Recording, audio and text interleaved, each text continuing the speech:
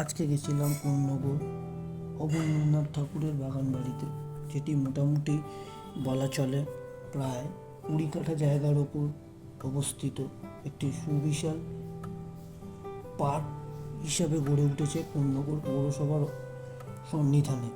এবং এটি দেখাশোনা এবং পরিচর্যা করেন কোন্নগর পৌরসভা কর্মীরা।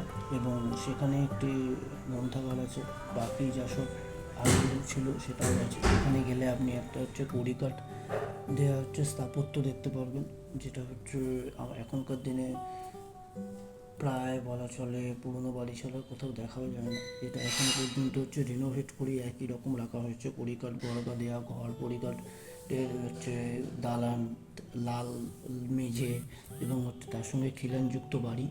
আর আমার একটাই খুব বাজে ব্যাপার লাগছে যে অবনীন্দ্রনাথ ঠাকুরের এই বাড়িটিতে অবনীন্দ্রনাথ ঠাকুরই কম, বাকি সবার কর্ম আছে। বিভিন্ন রকম ফুলের গাছ, ফলের গাছ যেমন আছে, তার সঙ্গে বিভিন্ন জুনিয়র আর্টিস্ট এবং যারা গ্রন্থাগারের অবনীন্দ্রনাথ ঠাকুরের বই কম, যারা বই গিফট করেছেন সেই বইগুলো রাখা আছে। তো খুবই একটা বিশদ বৈসাদৃশ্য দেখা যাচ্ছে। এবং জায়গাটি বা এলাকার কিছু লোক মানে তাদের মর্নিং ওয়াক এবং বিকেলে প্রাতঃভ্রমণ বা সান্ধ্য ভ্রমণের জন্য ইউজ করে। এবং সবচেয়ে বড়ো কথা এটার এন্ট্রি ফ্রি সবার জন্যই 10 টাকা, কিন্তু তাদের জন্য আমার মনে হয় না আলাদা করে কিছু আছে। তো তারা দেখলাম যত্রতত্র যেখানে সেখানে ঘুরে বেড়ায়।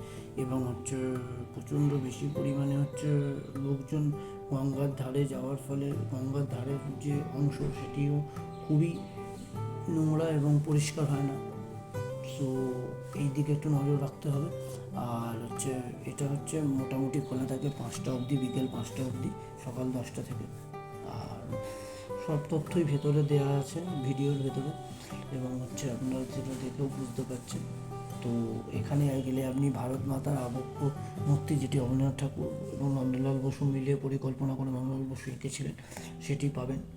এবং তার সঙ্গে বিভিন্ন আরও অনেক জুনিয়র আর্টিস্টদের আঁকা দেখতে পাবেন। ক্যানভাস পেন্টিং খুব কম পাবেন, এটাও বলার কথা। অবনীন্দ্রনাথ ঠাকুরের বয়স্ক প্রতিমূর্তি বা অঙ্কিত ছবি দেখতে পাবেন বেশি, কিন্তু তার যে ধাপ, কৈশোর, যৌবন, সেই সব ধাপের ছবি কম আছে এখানে, বা বলা চলে প্রায় নেই। এতটুকুই বলার ছিল। অবশ্যই এইসব হেরিটেজ সাইটকে যত্ন করে রাখা উচিত, যেটা হয়তো কিছুটা পরিলক্ষিত হলেও পুরোপুরি নয়, এটা আবারও বলা চলে। ধন্যবাদ।